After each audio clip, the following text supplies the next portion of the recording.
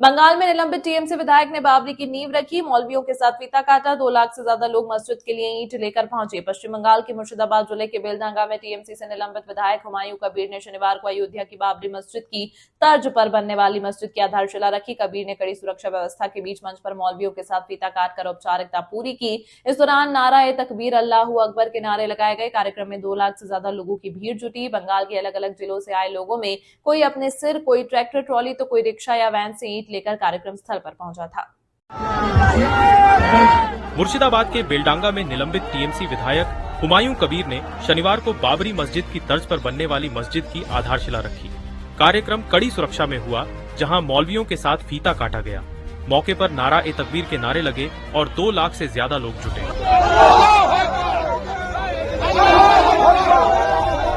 बंगाल के अलग अलग जिलों से आए लोगों में कोई अपने सिर, कोई ट्रैक्टर ट्रॉली तो कोई रिक्शा से ईंट लेकर कार्यक्रम स्थल पर पहुंचा। लोगों ने कार्यक्रम स्थल पर चंदा भी इकट्ठा किया। कार्यक्रम के चलते बेलडांगा और आसपास का इलाका सुबह से हाई अलर्ट पर है, जहां सेंट्रल आर्म्ड फोर्स की 19 टीमों के साथ आरएएफ, बीएसएफ और स्थानीय पुलिस के 3000 से ज्यादा जवान तैनात रहे। दरअसल हुमायूं कबीर ने 25 नवंबर को कहा था कि वे 6 दिसंबर को अयोध्या में विवादित ढांचे के विध्वंस के 33 साल पूरे होने पर बाबरी मस्जिद की आधारशिला रखेंगे, जिसे लेकर टीएमसी ने 4 दिसंबर को कबीर को पार्टी से सस्पेंड कर दिया था।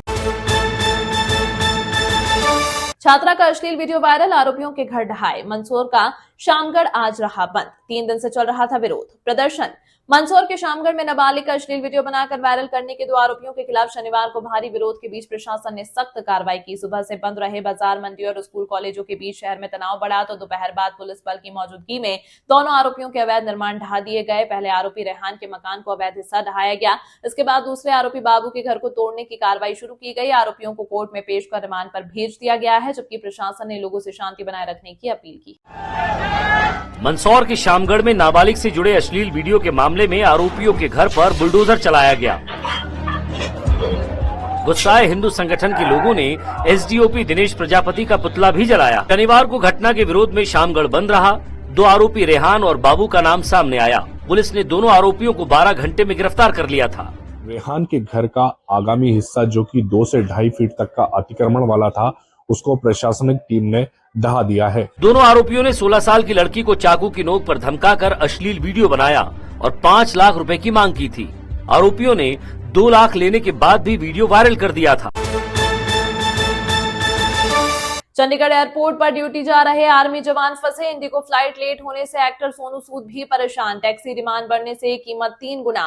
देश की सबसे बड़ी एयरलाइन कंपनी इंडिगो में चल रहे संकट का असर पंजाब के कई हिस्सों में देखने को मिल रहा है। चंडीगढ़ और अमृतसर में आज भी कई फ्लाइट्स लेट हैं। चंडीगढ़ एयरपोर्ट पर कई आर्मी जवान ड्यूटी जाने को परेशान है। वहीं एक महिला 4 दिन से अपने छोटे बच्चे के साथ फंसी हुई है। कल्पना नाम की इस यात्री ने बताया कि उसे चंडीगढ़ से कोयम्बटूर जाना था, लेकिन अब कभी फ्लाइट कैंसिल, कभी लेट होने की बात कही जा रही है। उन्होंने कहा कि इंडिगो स्टाफ ने आगे कनेक्टिंग ना होने का कारण बताया है। देश की सबसे बड़ी एयरलाइंस इंडिगो में चल रहे संकट का असर चंडीगढ़ और अमृतसर एयरपोर्ट्स पर आज भी दिखाई दे रहा है। चंडीगढ़ की फ्लाइट्स लगातार लेट हो रही हैं और कई तो कैंसिल की जा रही हैं। यात्री परमजीत कौर की फ्लाइट दोपहर 12:45 की थी, जिसे अब 3:30 पर शेड्यूल किया गया है। नेशनल गेम्स के लिए विशाखापट्टनम जाने वाली रोलर स्केटिंग टीम भी परेशान है। फ्लाइट कैंसिल होने से यात्री पूरी रात एयरपोर्ट पर फंसे रहे। उन्हें न खाने पीने की व्यवस्था मिली और न ही रहने की। कोलकाता से आई श्रुति को भी मां के अंतिम संस्कार के बाद वापस लौटने में भारी मुश्किल हो रही है। वहीं बारात में आई एक बुजुर्ग महिला भी परेशान नजर आई। वहीं चंडीगढ़ एयरपोर्ट पर एक महिला अपने छोटे बच्चे के साथ 4 दिन से फंसी है। उन्हें चंडीगढ़ से कोयम्बटूर जाना है, लेकिन कोई विकल्प नहीं है। यात्री पल पल की जानकारी के लिए एयरपोर्ट पर ही इंतजार कर रहे हैं। वहीं मोगा के रहने वाले बॉलीवुड एक्टर सोनू सूद ने भी इंडिगो फ्लाइट कैंसिल होने पर वीडियो मैसेज जारी किया है। मेरा खुद का परिवार ट्रैवल कर रहा था और करीबन 4.5-5 घंटे उन्हें वेट करना पड़ा और फिर फ्लाइट उड़ी, पहुंच भी गए। और बहुत सारी फ्लाइटें नहीं उड़ी, बहुत सारी कैंसिल हुई, बहुत सारे लोग शादियां नहीं अटेंड कर पाए, मीटिंग्स कैंसिल हुई, इवेंट्स कैंसिल हुए, बहुत तकलीफें हुई। लेकिन जो दुख की बात ये देखने को मिली कि उन एयरपोर्ट्स पे जब जितना जो स्टाफ था, ग्राउंड स्टाफ, उस पे कैसे लोग चिल्ला रहे थे। आई नो कि फ्रस्ट्रेशन होती है, दुख होता है और आप अपना गुस्सा निकालते हो, बट आप खुद को इमेजिन कीजिए उनकी जगह पर, जो खुद बेबस हैं। उन्हें पता नहीं कि आगे क्या स्केड्यूल्स हैं, कैसे फ्लाइट्स उड़ेंगी या नहीं उड़ेंगी, और जो उन्हें ऊपर से मैसेजेस आते हैं, they just have to pass it on to you. Tharoor बोले, रूसी डेलीगेशन से बात करके मजा आया। कहा, कल पुतिन के लिए आयोजित डिनर में शामिल हुआ। राहुल गांधी मल्लिकार्जुन खड़गे को न्योता नहीं। कांग्रेस सांसद शशि थरूर ने शनिवार को बताया कि 5 दिसंबर को रूसी राष्ट्रपति व्लादिमीर पुतिन के लिए आयोजित डिनर में शामिल हुआ था। वहां का माहौल बहुत अच्छा और दिलचस्प था।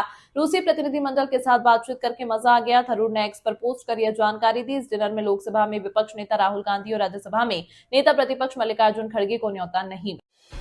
राष्ट्रपति व्लादिमीर पुतिन के सम्मान में आज रात राष्ट्रपति भवन में डिनर होना है।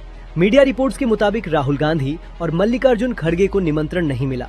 वहीं कांग्रेस सांसद शशि थरूर को बुलाया गया है। इससे पहले गुरुवार को राहुल गांधी ने कहा था कि सरकार विदेशी मेहमानों से मिलने नहीं देती।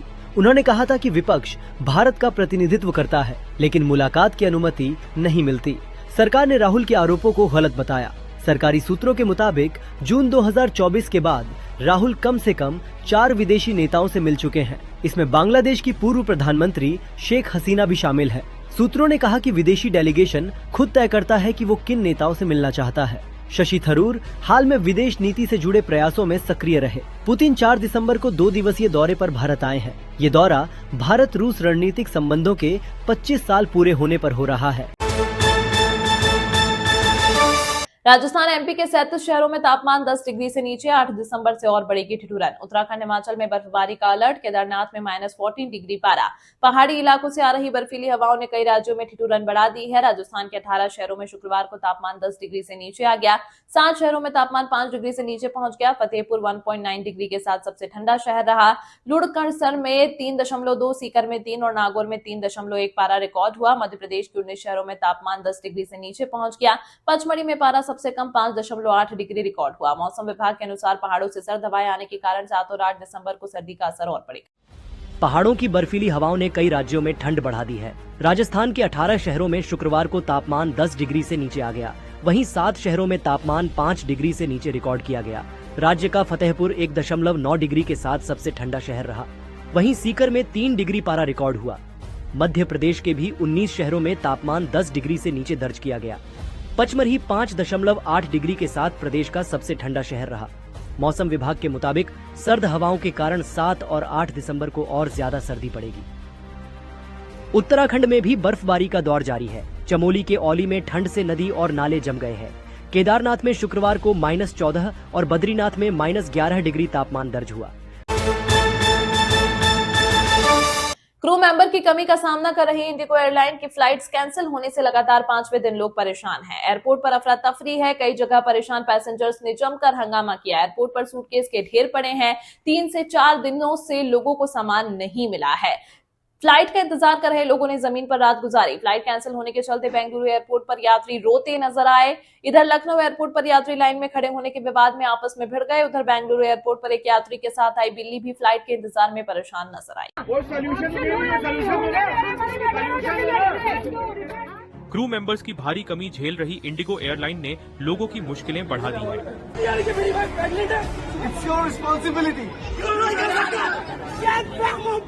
सैकड़ों उड़ानें रद्द होने के कारण घंटों से इंतजार कर रहे परेशान पैसेंजर्स का सब्र टूट गया है और कई जगह जमकर हंगामा हुआ है। तस्वीरों में देखिए इंडिगो फ्लाइट कैंसिल होने से बिगड़ते हालात।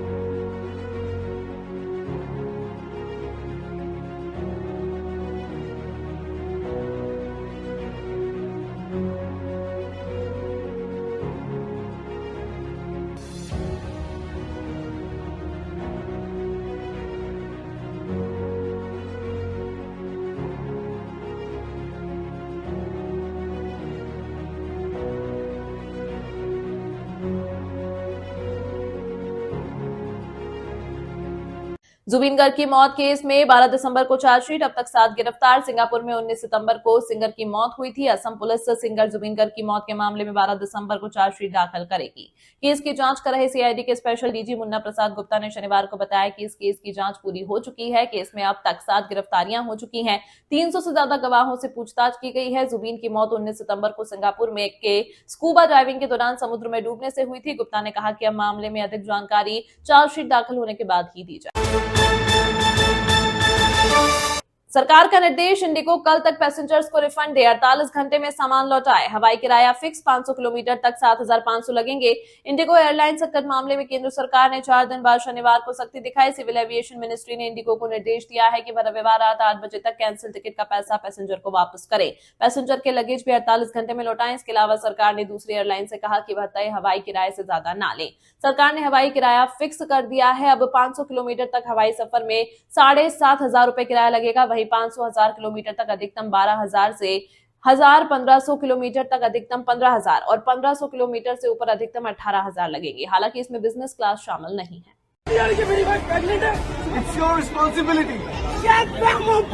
इंडिगो क्रू संकट के बीच देश के 4 बड़े एयरपोर्ट दिल्ली, मुंबई, चेन्नई और बेंगलुरु समेत कई शहरों से इंडिगो की 800 से ज्यादा फ्लाइट कैंसिल की जा चुकी हैं। सिविल एविएशन मिनिस्ट्री ने सभी पेंडिंग पैसेंजर्स का रिफंड वापस करने के निर्देश दिए। इसके साथ ही इंडिगो को निर्देश दिया गया कि लगेज भी 48 घंटे में लौटाए जाएं। इसी बीच केंद्र सरकार ने फ्लाइट्स के लिए फेयर कैप्स यानी अधिकतम किराया सीमा तय कर दी। ये व्यवस्था तब तक लागू रहेगी जब तक हालात सामान्य नहीं हो जाते। सरकार ने तय किया कि 500 किलोमीटर तक अधिकतम किराया 7,500 रुपए होगा। 500 से 1,000 किलोमीटर तक 12,000 रुपए, 1,000 से 1,500 किलोमीटर तक 15,000 और 1,500 किलोमीटर से ऊपर अधिकतम किराया 18,000 होगा। दरअसल सरकार का कहना है कि इस कदम का मकसद एयर फेयर में अनियमितता रोकना, बाजार में प्राइसिंग डिसिप्लिन बनाए रखना और संकट में फंसे यात्रियों का शोषण रोकना है। एयरपोर्ट्स के बाहर लंबी कतारें हैं। लोग एयरपोर्ट पर ही रहने के लिए मजबूर हैं। पिछले 4 दिनों में इंडिगो के क्रू की कमी की वजह से 2,000 से ज्यादा फ्लाइट्स रद्द हो चुकी हैं, जिससे 3 लाख से ज्यादा लोग प्रभावित हुए हैं। एयरलाइंस का कहना है कि 15 दिसंबर तक ऑपरेशन सामान्य हो जाएंगे। वहीं सरकार ने क्रू संकट के लिए इंडिगो को दोषी माना और एक्शन लेने की बात कही। बढ़ते संकट के बीच डीजीसीए ने इंडिगो और दूसरी एयरलाइंस को 10 फरवरी 2026 तक नए नियम से राहत दी है, जिसके मुताबिक पायलट और क्रू को हर सप्ताह 48 घंटे का वीकली रेस्ट देना अनिवार्य था। कुनो में चीता वीरा के शावक की मौत। एक दिन पहले ही सीएम ने खुले जंगल में छोड़ा था। चोट या संघर्ष के निशान नहीं मिले। कुनो नेशनल पार्क में दक्षिण अफ्रीकी मादा चीता वीरा के 10 महीने के शावक का शव मिला। इसे वीरा और दूसरे शावक के साथ एक दिन पहले गुरुवार को ही मुख्यमंत्री मोहन यादव ने कुनो के पारो क्षेत्र में खुले जंगल में रिलीज किया था। गुरुवार देर रात ही ये शावक अपनी मां से अलग हो गया था। शुक्रवार को इसकी खोज की गई। दोपहर बाद पारोन के जंगल में शव मिला। कुनो नेशनल पार्क में चीता वीरा के शावक की मौत हो गई है। 10 महीने के शावक का शव शुक्रवार दोपहर बाद जंगल में मिला। इस शावक को एक दिन पहले ही मुख्यमंत्री डॉक्टर मोहन यादव ने खुले जंगल में छोड़ा था। देर रात वो अपनी मां और दूसरे शावक से अलग हो गया था, जिसके बाद शुक्रवार को खोज के दौरान उसका शव मिला। वन विभाग के अफसरों के मुताबिक मौत की वजह पोस्टमार्टम रिपोर्ट आने के बाद ही पता चल पाएगी। शुरुआती जांच में किसी तरह की चोट या संघर्ष के कोई निशान नहीं मिले हैं। इसके अलावा मादा चीता वीरा और उसका दूसरा शावक पूरी तरह सुरक्षित है। उनकी लगातार निगरानी की जा रही है। इस शावक की मौत के बाद कुनो नेशनल पार्क में चीतों की कुल संख्या अब 28 हो गई है। सोनिया बोली, सरकार नेहरू को इतिहास से मिटाना चाहती है। उन्हें गलत तरीके से पेश किया जा रहा है। बीजेपी बोली, अनुच्छेद 370 नेहरू की गलती। कांग्रेस पार्लियामेंट पार्टी की चेयरपर्सन सोनिया गांधी शुक्रवार को दिल्ली स्थित जवाहर भवन में नेहरू सेंटर इंडिया के लॉन्च समारोह में शामिल हुई। इस दौरान उन्होंने पूर्व प्रधानमंत्री जवाहरलाल नेहरू के खिलाफ बयानबाजी को लेकर भाजपा सरकार की आलोचना की। सोनिया ने कहा, इसमें कोई शक नहीं है कि जवाहरलाल नेहरू को बदनाम करना आज की सत्ता का मुख्य मकसद है। वह उन्हें सिर्फ इतिहास से मिटाना नहीं चाहती, बल्कि उनके सामाजिक, राजनीतिक और आर्थिक आधारों को भी कमजोर करना चाहती हैं, जिन पर देश खड़ा है। दिल्ली के जवाहर भवन में कांग्रेस पार्लियामेंट्री पार्टी की चेयरपर्सन सोनिया गांधी ने नेहरू सेंटर इंडिया का लॉन्च किया। इस कार्यक्रम में उन्होंने पूर्व प्रधानमंत्री जवाहरलाल नेहरू को लेकर की जा रही राजनीतिक बयानबाजी पर सरकार को घेरा। सोनिया गांधी ने कहा, will have his life and work analyzed and critiqued. आज की सत्ता का मुख्य उद्देश्य नेहरू की छवि को खराब करना है। सिर्फ इतिहास से नेहरू को हटाने की कोशिश नहीं हो रही, बल्कि उन सामाजिक, राजनीतिक और आर्थिक नींव को कमजोर किया जा रहा है जिन पर देश खड़ा है। सोनिया ने जोर देकर कहा कि नेहरू वह व्यक्ति थे जिनकी सोच ने आधुनिक भारत की दिशा तय की और ऐसे नेता के योगदान को कमजोर दिखाना इतिहास के साथ अन्याय है। कार्यक्रम में नेहरू के विचार, उनकी किताबों और उनके राजनीतिक योगदान को समझने के लिए कई पहल भी लॉन्च की गयी।